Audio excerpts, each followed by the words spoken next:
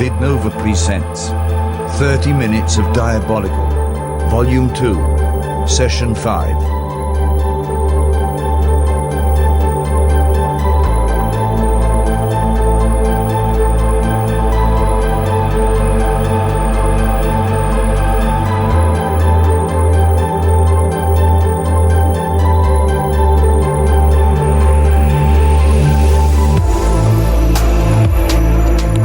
About Mraz being back up in the penthouse.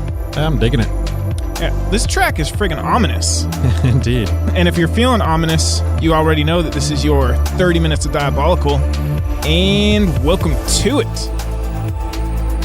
In this session, Team Diabolical heads to Atlantis to examine the hype behind DC's latest reveal. Yeah, you don't have to be a dweller in the deep to appreciate that one. Nice. Next, as South African director takes control of a sci-fi franchise gone adrift, we speculate if anyone will hear you scream in the vastness of space. And my chest is about to burst in anticipation. Fitting. And finally, we scrutinize some of science fiction's most iconic weapons, and possibly a few duds along the way. Atomic batteries to power.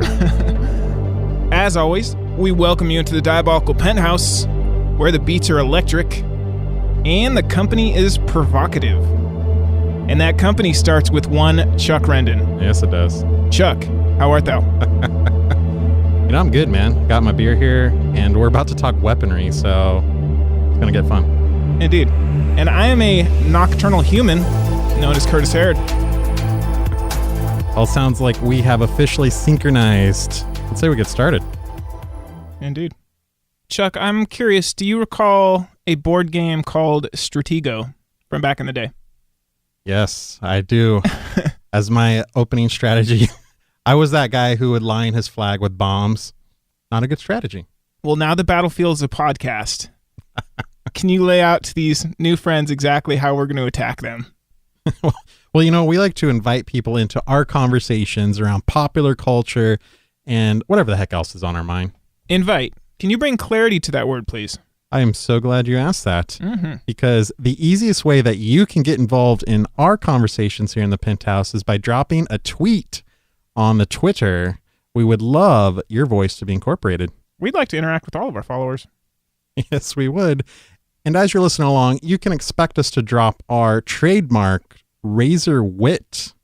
It's like a 5-sided blade spinning boomerang kind of thing. It's sharp. I like where you're going with that. I tried. But we're also going to immerse you in some amazing atmosphere as we give you 30 minutes, give or take, of Diabolical. If I can expand upon that amazing atmosphere, get us up in the headphones, because we're going to drop some electronic beats that will probably change your week. It does. Safe to say. Mine too. But no Diabolical meeting in the minds is complete without, introducing our third, very generous member of Team Diabolical. Of course, we are joined once again by King Night Owl himself. And anytime he speaks up, you can rest assured some serious knowledge was dropped for you on this session's show notes. So stay tuned for that. Safe to say King Night Owl is going to drop some insight. He always does. While we live for conversations, they can only take you so far. Beverages will take you the rest of the way. Yes, they will. Chuck, what are you enjoying over there tonight? Well, I am enjoying the very last bottle of Lagunitas Little Something IPA that we had here in the Penthouse. That's a trusted friend to you. It is. One of my favorites at this point, so hey, go with what you love, right? They've ushered us through many a fantastic conversation. And this conversation is going to be no different, so I had to be locked and loaded with my favorite beverage. Nicely done. What about you? I am intrigued because I see something different over there this week. It is different, and I'll drop a little context on this beverage. I'm flying with Red Bull tonight. As you know, it gives you wings. But the story behind how that can happen to be in my hand. Okay. The fact that there's a story, I'm already intrigued. It is. Maybe interesting, maybe not. Give you a little personal context to Cujo. But I was looking at the ocean this morning and, letting my mind stretch out as far as the horizon would go. And some promo people from Red Bull just happened to be walking by on the beach. And they decided to, bless me with a can of Red Bull. Hey, you look like you could use some wings. There you go. They must have seen the look in my eyes. So rolling with Red Bull, it was fate. All right. Well, we'll see what kind of jittery effect maybe. I don't You're know. going to be wide awake for this session, brother. Oh, I want to be on point because we got some crazy things to talk about. There you go. Good stuff, man. So, hey, we got a couple great beverages here. Cheers, my friend. Cheers. Well, this has been a busy week for announcements and sci-fi news in general. But before we get into that conversation, let's break out some dope. And, if we're going to discuss dope, we may as well bring in Event Horizon and listen to some dope as well. Sounds good to me. And I know last week your dope was a video game. Yes, it was. I decided to follow suit with that, as this week I'm going to mention a video game that was recently given to me, and that's The Shadow of Mordor, which is a Lord of the Rings game that came out a couple months back. That game had some buzz around it. It did. It's gotten relatively decent reviews online. So far, I'm still early into the game. Okay. The story's sort of engaging. They've kind of kept true to like that Lord of the Rings feel to it. Is it considered canon, or do we know? Yeah, actually it is supposed to be canon, is my understanding. Okay. But the part that really sparked my dope was the gameplay. It's modeled after the Batman Arkham games as far as the fighting style. So it's very therapeutic for me to sort of bash some orcs and take me back to sort of that Batman game, which I enjoyed. Well, you mentioned the Batman fighting mechanics. You have my attention. Yeah, actually, it's done by WB Games, and I think Monolith's the other studio attached. But so far, I'm digging it, man. The graphics are nice, as you would expect from a new generation game. Different shades of gray and black. Yeah. But I'm loving it. And it's kind of like Arkham City as far as you can explore the entire Middle Earth. So that's fun. I think you should stop discussing it because then I'll want to play it. I don't have time. Well, there you go, brother. It's always the trick to dope, right? You can't get enough. Yeah. But that was the thing that captured my attention this week. I'm curious what got you going. My dope is maybe bittersweet. Zack Snyder dropped a tweet late a couple nights ago. Okay. It was like a midnight or something. It was pretty late, yeah. He revealed a promo image of the new Aquaman. If you haven't seen it, we'll throw down that image in dope. But for me, I still don't know if I like it or don't.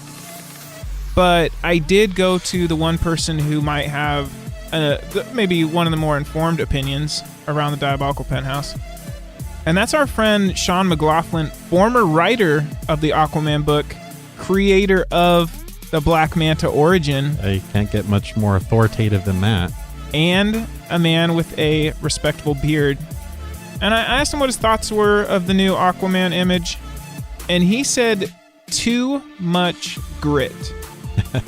Chuck, speculate about those words. Do you agree with them? How did you feel about the image? Well, as you and I discussed, like you could very well have him presented with the beach blonde hair and the orange top and green pants. It's not going to really work in a film environment. You wouldn't see that working in a Zack Snyder movie. No, not at all. So I think I'm okay with like the look. I think the dark hair is good, the overall look. The only thing I take issue with possibly is that actor is so well known for Game of Thrones, and that pose, he looks like his character from Game of Thrones. He does. And I think maybe that's where that grit part comes in, because he looks very like a barbarian. Well, yeah, I mean, Game of Thrones, and people don't really know him outside of that role. So it'll be interesting to see how he differentiates himself from that last character. Right. I will say that his kind of oily looking dreads, that could be, some of the BP fallout or something. Maybe that's why he's so angry. The ocean is in such disarray. There you go. Who knows? Because the real question is, how formidable is he out of water, right? That's what everybody's wanting to know. Right. I will say this, though. Jason Momoa, he's going to play Aquaman tough. So I think we're going to get an Aquaman more akin to Justice League Flashpoint Paradox. Right. He might be the most imposing presence in the room, and that will be an interesting thing to see. Throw him against Superman, it could get interesting. Yeah, I agree.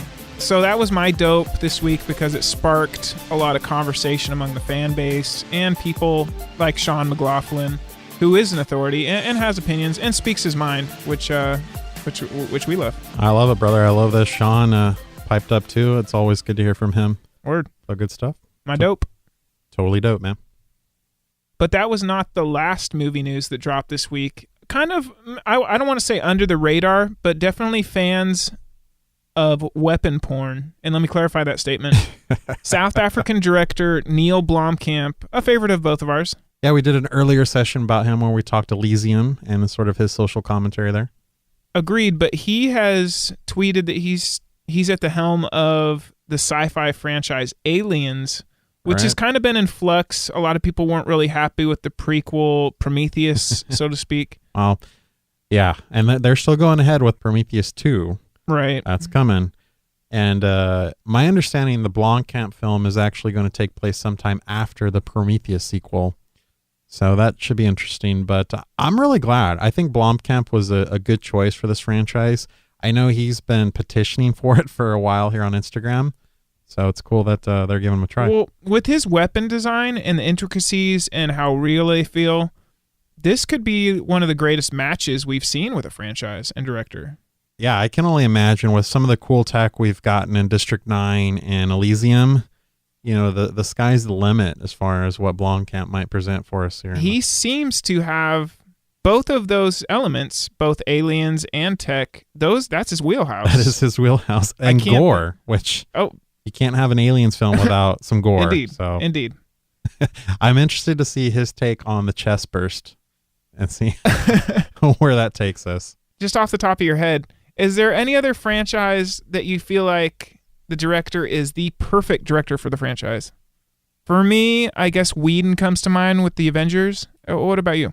Whedon's a good pick for the Avengers. I like that. I think mine, I'm going to take it back a little bit, and I have to go with Francis Ford Coppola and the Godfather movies. There you go. Or at least parts 1 and part 2. I won't really speak on part 3.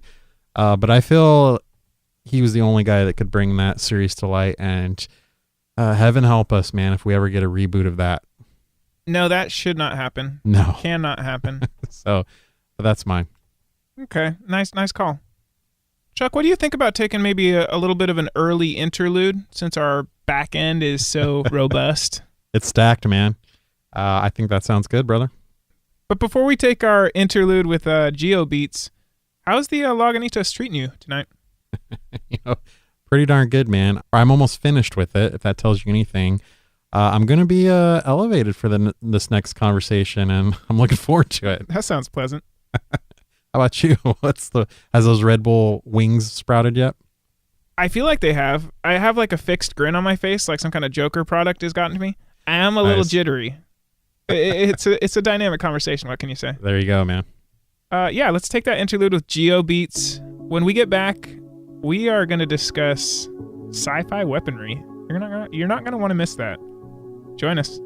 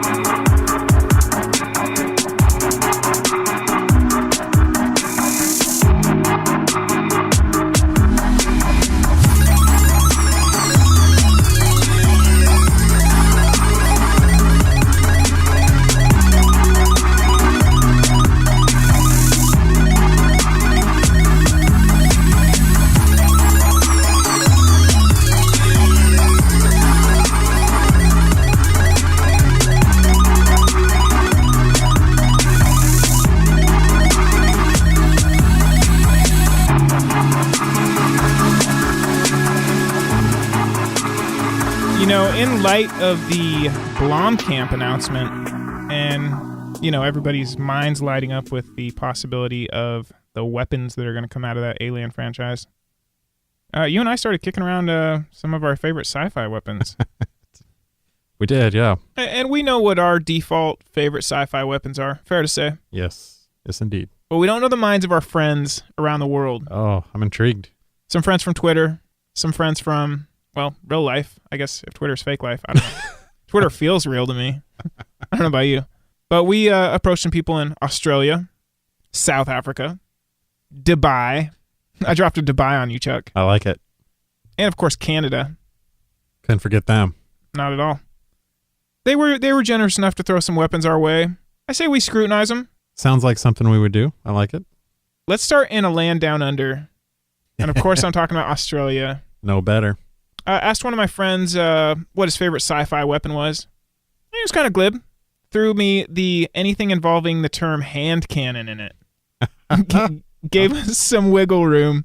So, Chuck, your favorite sci-fi hand cannon, so to speak. Oh, man. Thank God we're just containing this to sci-fi. Indeed. I got to say Starship Troopers, man, and the handheld nuke. Good call. If you're going to take out a nest of bugs, man, you're going to want that nuke. The only good bug is obviously a nuked one. There you go. I was just intrigued by the weapon. The fact that you could harness a full nuke in the power of your hand. Well, the thing I like about nukes is that kind of shockwave that knocks everybody over. Right. That's always a joy to see. In sci-fi. Fun explosions, man, with crazy weaponry. That's sci-fi's all about. Hand cannon, I reach back to Burton's original Batman. Remember that gun that Joker pulled out of his pants for like 5 minutes? Oh, the elongated. Well, he took the Batwing down, dude, with one shot. He took the Batwing down with like an elongated revolver, which that says a lot, dude. If you're the Joker, man, that's yeah. I mean, that's the equivalent of like, yeah. I guess so, man. I mean, that's if there was ever a hand cannon. There you go, man. Nice, decent. The next weapon kind of took me by surprise, as 3 people considered it, yourself included in that mix. As we kind of threw our own opinions in this fray. Classic. We had the proton pack or neutrino wand from Ghostbusters. Oh, man. A sci-fi weapon. Right up there with the lightsaber for me, as far as iconicness goes. Those are bold words. Oh, brother. Like, I'm going to tell you, man, like, there's nothing better than just hearing the hum of that proton pack come on and seeing the stream. Takes me right back to the 80s, and I love it, man.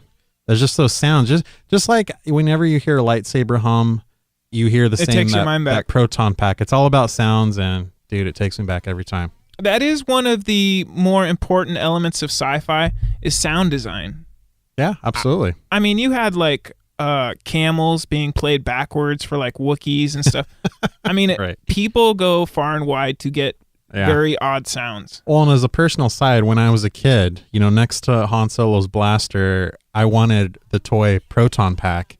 Never got it, but that was one of my most wanted toys. Well, there's also a random element to the neutrino wand as it kind of snakes around.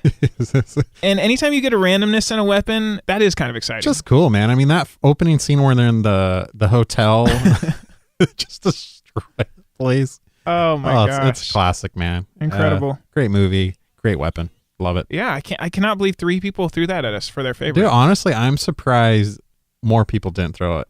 Anyone who grew up in the 80s should immediately think proton pack.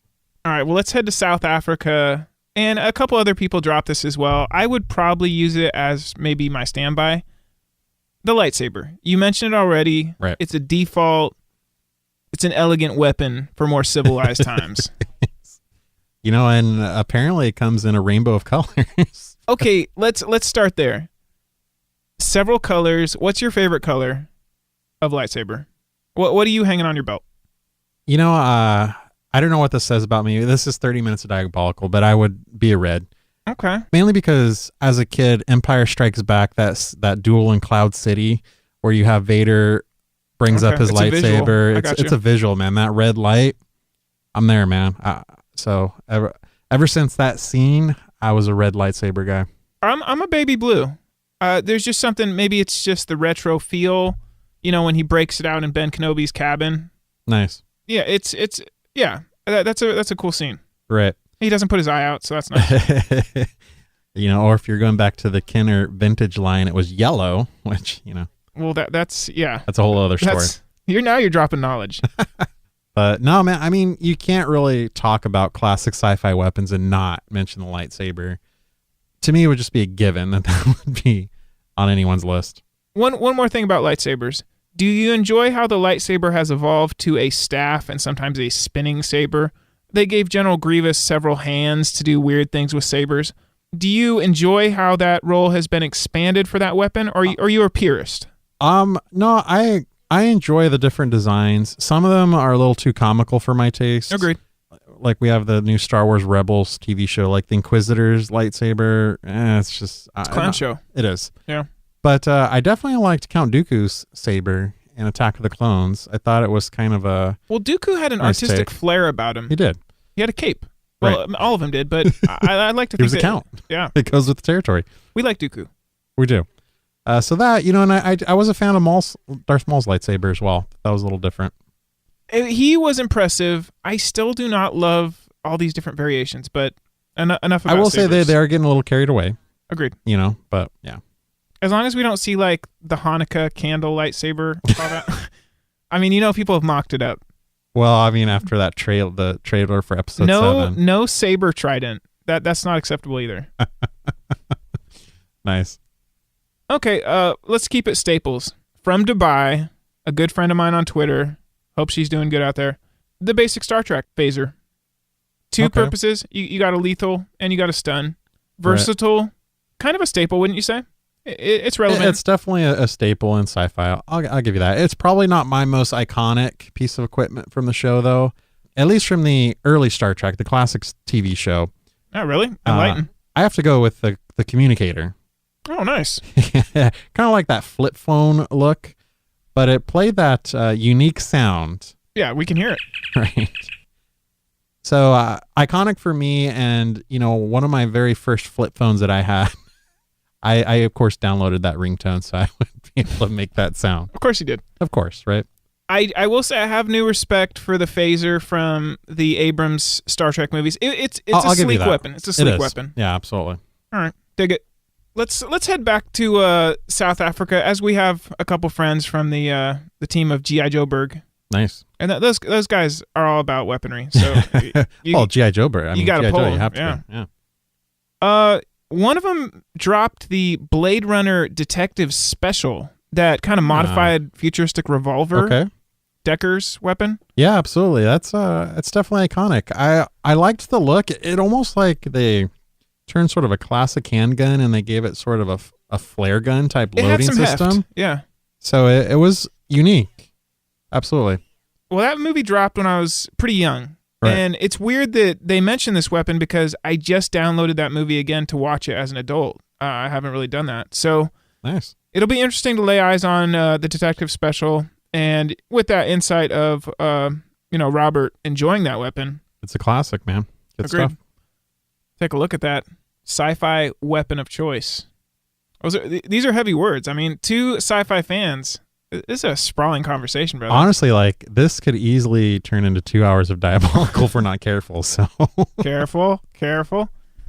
Closer to home, we have one of our friends referencing Neil Blomkamp's Chem railgun from Elysium. A gun that's striking because, quite frankly, it goes through walls. Yeah, I mean, that was when I first set eyes on Elysium, I'm like, how do you hide from this gun? Like, literally, you can shoot through walls, and where do you go from there? Well, Blomkamp, and this is going to be such a treat for the Alien franchise, but he gives these weapons almost a I get it. I believe in this weapon. Right. I believe it exists. I'll reference Elysium for one of my favorite weapons. It's a defensive weapon, but that thing will save your bacon is that energy shield that Kruger uses. Ah, good call. That wards off the railgun. Right. I mean, that railgun might turn you into hamburger meat, but that energy shield, that's nothing to sneeze at. That railgun, man, just really gets you excited even more for Aliens because what kind of tech are we going to get? Well, and let's be honest, some of the riding reins might be taken out of Blomkamp's hands. I mean, he has to stick with Right. Well, Ridley Scott is definitely going to be producer on the film, so we'll see what his involvement no is. childhood flashbacks. Fingers crossed. Nice. And of course, not really a weapon, but a piece of tech is the tanning bed, the magic tanning bed, which, It could be a weapon. I mean, you're back from the dead. That's true. I mean, Krueger, we literally saw his face get reconstructed in that thing, which was just an amazing scene. So many great things about that movie and a few things that just soiled it. But yeah. Next we have kind of a undoubtedly a sci-fi weapon, but one that was not on my radar. My brother-in-law, no less, mentioned the fart gun from Despicable Me. You might say take it seriously, but this was a formidable weapon in that world.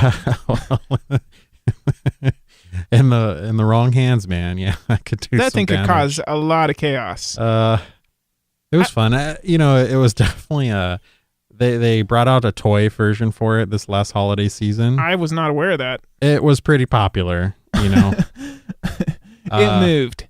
It did, and it made every kind of fart noise you could ever imagine. Did you like that franchise? Are you down with Despicable Me?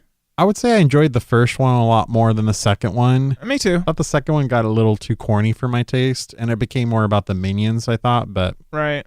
I mean, Minions are their most popular thing. I think there's a Minions movie coming out, isn't there? They do have their own thing going on. I don't really love the Minions. Yeah, they're funny. I think they're funny in small doses, I want to say. That's why I like a whole movie devoted to them. I don't know how that's going to go. I'm sure it'll be popular with kids, but the fart gun, man, you can't say anything else. I would almost say that would be on my list of maybe worst weapons, but certainly, I guess, memorable. You're not going to forget the fart cannon. That did trigger a thought in my brain, though. I'm curious, just as a little aside here, let's talk about each of our worst weapon in sci-fi for a minute. Okay. If you had to say what was a weapon that turned you off, what do you got? Oh, man. And when we say things are off the cuff, folks, we're not lying. Yeah. This is real time. So a weapon which I respect, but logistically I do not understand, was Verhoeven's Total Recall with Arnold Schwarzenegger. And when he's trying to infiltrate Mars, he's got that bust over his face. Oh, you're talking about the bomb mask? Yes. It starts glitching up, and it says 2 weeks like several times. Right. And then of course everybody's like, something's not right here. The thing like comes off his head, arranges itself in his hands, and then he pitches it at somebody. Yeah. You know the scene. Right. Bizarre. It's bizarre, but holy crap, man. You could only have Arnold Schwarzenegger, by the way. Indeed. Deliver. I can see the scene right now, and I'm still like that when that thing get ready for a big surprise. Right. Devastates that room. Doesn't it blow the atrium wide open? Yes. Oh, jeez. I mean, oh man, that's my sci-fi bust. That's your bust, huh? Literally a bust. Yeah. Nice. Well, mine is a kind of an interesting one. It might be a little controversial for some people, but hit me. I'm going to take issue with a classic weapon in Star Wars lore. Interesting. And that is Chewbacca's bowcaster. Mainly because, at least how it was presented in the original trilogy, essentially it was a blaster. It fired just like a blaster. True. You had the red laser beam, but yet it was shaped like a crossbow. Why? Right. Well, I mean, I guess in its defense, it's from the Wookiee planet Kashyyyk, where things kind of look a little backwoodsy. Well, it's almost like they wanted to give the idea, or someone had the idea, hey, let's make a crossbow, but instead of firing arrows, it fires like laser arrows. Right.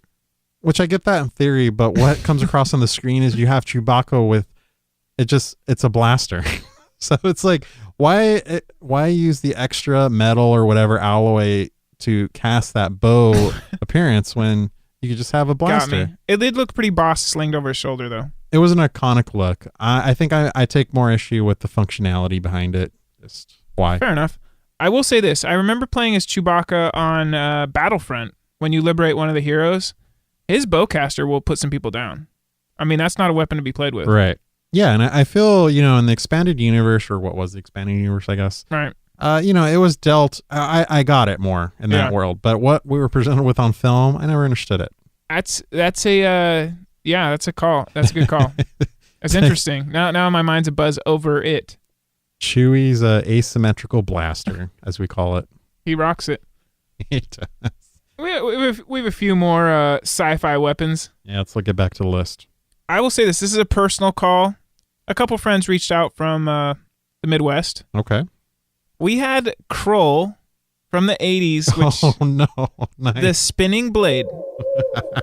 Now this movie is not fresh in a lot of minds, but people do recall what appeared to be like a starfish-shaped weapon. I mean, how would you describe that, Chuck? It was almost kind of like a five-sided like switchblade kind of. I don't even know. It was crazy. Like if you taped like 5 switchblades together, maybe, But the weapon itself is not really the craziest element about it.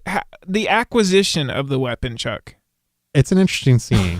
We have the dude, he goes into this volcano. Yeah. And he reaches in to lava to grab out the glade. Which is an intriguing name, right? But I have to say, like, that takes some balls, brother, to reach your hand into the lava. It's a lot of faith. I was half expecting like he would take it out and like his hand would just be a skeleton. It'd be bones. That'd be quite a sacrifice. That'd be the 80s, man.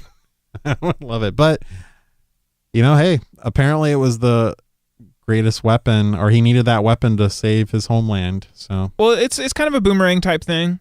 And I will say what elevates this pick is probably the 80s hairstyle that the main character was rocking. Like, just the whole time you just look like, or just looks like his hair's like freshly salon quality hair. No, it's great. It's not a joke, man. The 80s. And just picture, somebody walking around with a little handheld fan so his hair could blow appropriately at all times.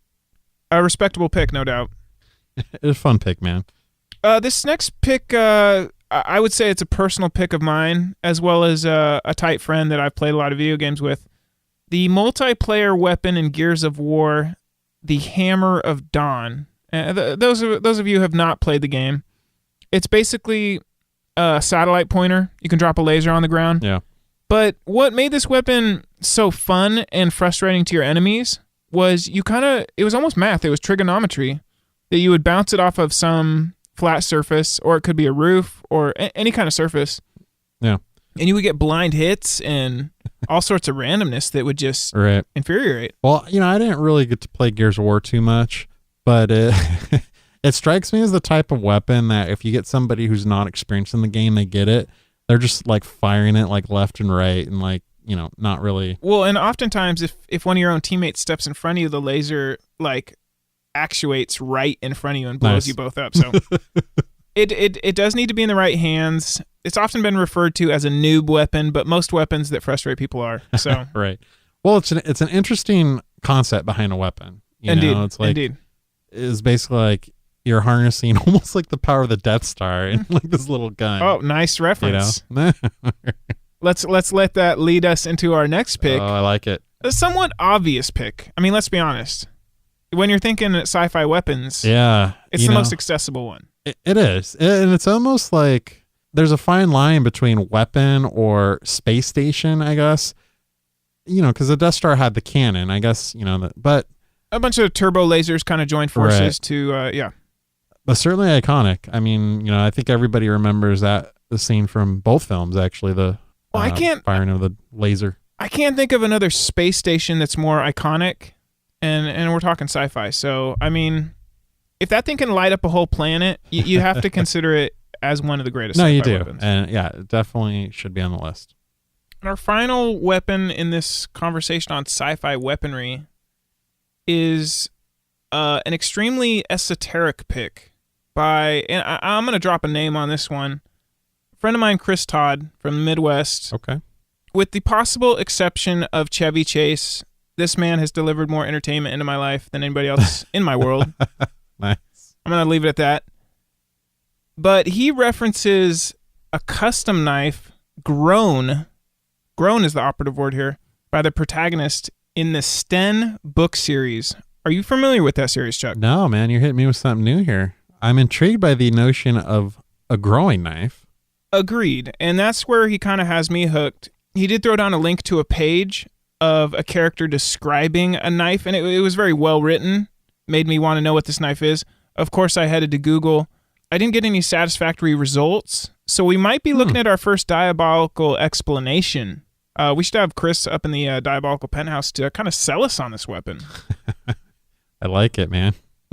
But since he put knives on our brain, which that is kind of a specific sci-fi weapon. True, yeah. Any sci-fi knives come to mind, Chuck?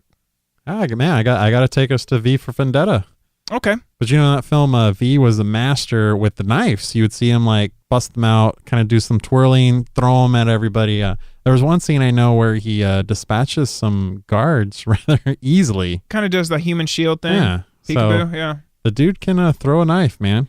That was pretty epic. I'm not going to lie. Yeah. What do you have, though? What's a sci-fi knife? Well, I'm conflicted because I don't really respect this sci-fi franchise. But the Riddick series, I guess because Riddick is obsessed with knives, the ounces, whatever. I do think that it's cool that that's his main weapon. He's always, he's good to go with a knife. So Riddick, obviously Pitch Black stands up. The other movies, whatever. Yeah. A good call, though. I mean, if you're going to watch the Riddick films, I mean, certainly the knife. Yeah, when he's got a knife in his hands, he's formidable. Good stuff. And we're kind of getting to the end of our sci-fi weapon conversation. It's been fun. But we got the two principles here. I referenced the Hammer of Dawn. Chuck, what comes to mind for you as maybe your personal favorite? Well, we already mentioned the proton pack, which Indeed. would be definitely my tops. The other one, though, I like from Star Wars again. Okay. And that's the thermal detonator. Okay. That was a Nicely classic scene, classic delivery. Yeah. Just you hit that button and you're just like, what is about to happen right now? Well, that's a bold move because you're sacrificing yourself along with everybody in the room. It could have gone very badly. Very badly. Well, you don't bluff Jabba too often. No, and that worked. So kudos to Leia. She grew a pair there. Nice. What was that? Yeah, Leia or Bosch. Yeah, as they assumed it was. Bosch. Yep. That was some nice EU back in the day. How she arrived at that costume. That was the Shadows of the Empire series. Oh man. Yeah. Bygones. Session for another day, brother. Indeed. I think if I have a fan favorite pick, you know what I'm going to say. Why don't you say it for me, Chuck? Oh, of course. We got to go with the Tron light disc. Well, the light disc is not only your entire spectrum of your experience in life, right? But it's also something that can cut somebody in half with a well-placed swing. It's like akin to like if you could turn your wallet into a weapon. It's like all your vital stuff. Dude, that's an awesome explanation. All your information, it ends up in the wrong hands. It's like a cell phone, too. It absolutely is, man. People can look at what you've been doing. It's not a good thing. But in the right hands, it's deadly. No, I agree. And it's a classic weapon. I mean, it not as accessible as a lightsaber, but certainly when you're talking sci-fi, it's right up there. I mean, visually, it's intense. It's got the sound design with it, too, when it ignites. Right. You can hear that right now. As this conversation comes to a close, let's go ahead and visit Cold Friction. Track to decompress to. Your diabolical takeaway from a conversation about sci-fi weaponry. Well, I have to give it up to whoever brought in the spinning blade from Kroll. That was impressive. It was impressive. Not a weapon I would have thought in a million years would be on a list of favorite sci-fi weaponry. I wasn't even aware of the weapon. It got my mind back to that movie Kroll, though, and I refreshed myself with that scene. It was glorious, man. It was 80s. Perfect 80s, and anytime, like we said, you can take us back to the 80s. Yeah, that's kind of like the cheat sheet. If you throw the 80s at us, we're in. We're there, man. Yeah. We're there. So that was certainly my takeaway. What's yours, though? I will go with one of the randomness of the list as well, and that was, I know Ghostbusters is beloved. It was not beloved by me back in the day. I mean, I have a more appreciation for it now. I didn't expect the proton pack to be there. Oh, brother, man. I'm surprised that you didn't expect it. We're both surprised. It's we'll bad. leave it at that. It's bad. Classic proton pack, so. Nice. Yeah. Great to see it appear. I learned things, Chuck. It happened. Today we learned. Twitter, as it were. We're on Twitter, Chuck. We are.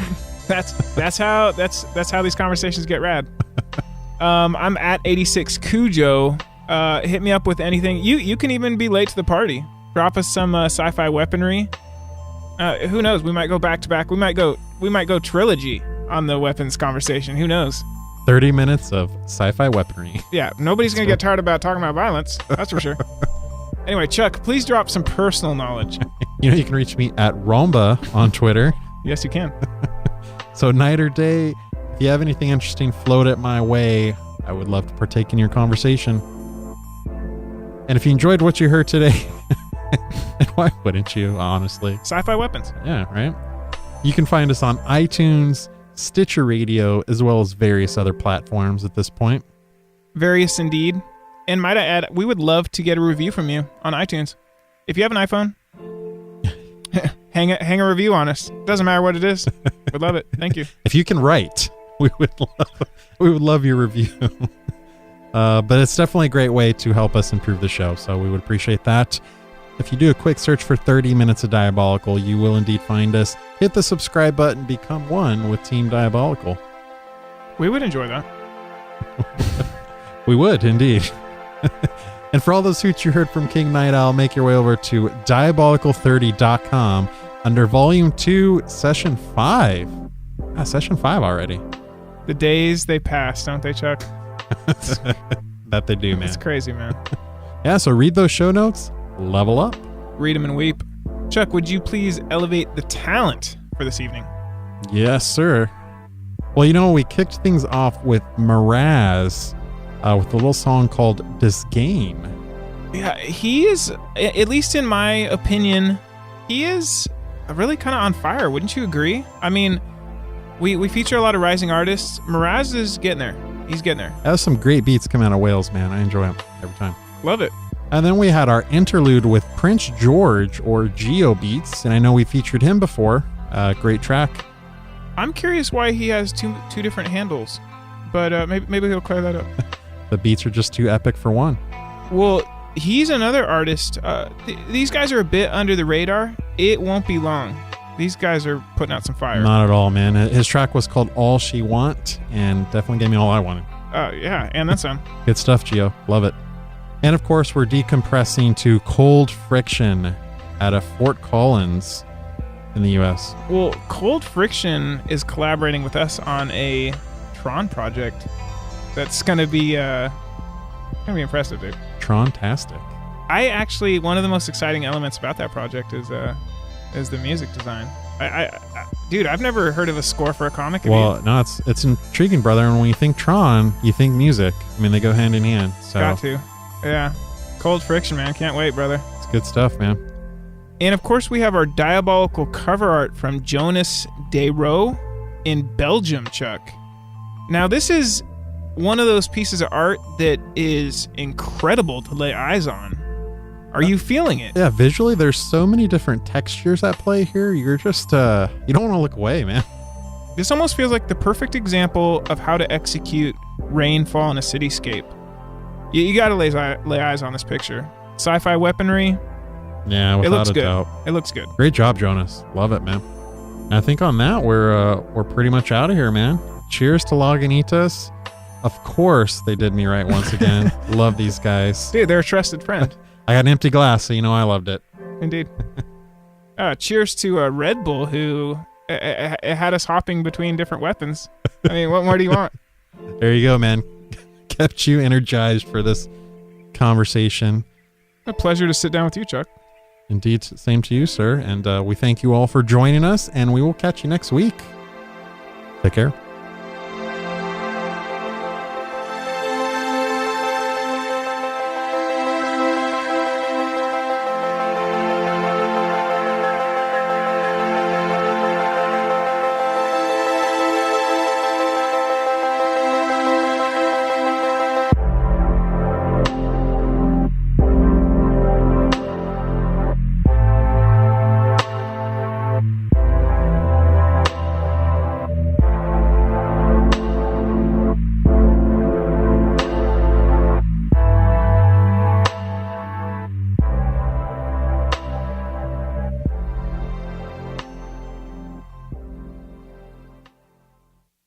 It wasn't me, Chuck. Show's over. This is going to be a fun one, dude. Oh, it's those words, man. They get us every time.